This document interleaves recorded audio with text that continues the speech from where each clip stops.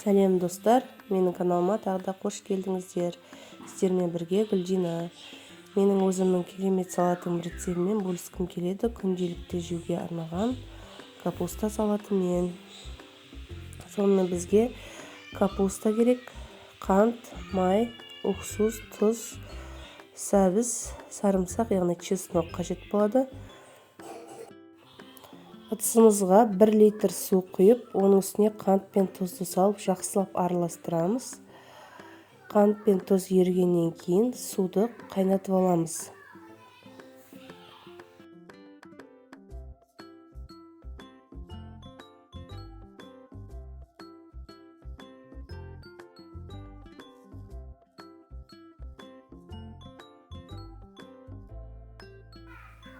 Капустаны осындай көлемде ірі-ірі қылып турап, арасын ашып аламыз.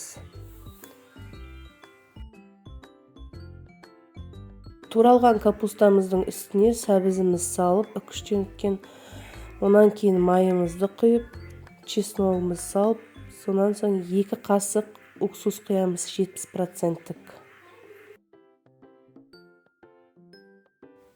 Қант пен тұз қосқан қайнаған суымызды үстіне құйып, жақсылап араластырамыз. Араластырып болғаннан соң 1 күн түнге салқын жерге дәмі кіру үшін қойып қоямыз.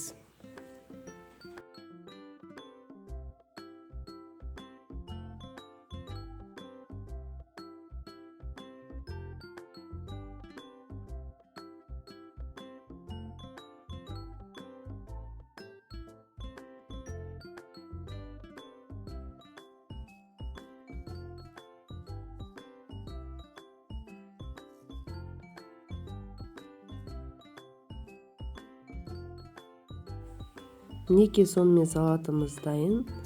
Жасап көруге кеңес беремін. Күнделікті видеоны соңына шейін қарасаңыздар, арнама тіркеліп қойыңыздар.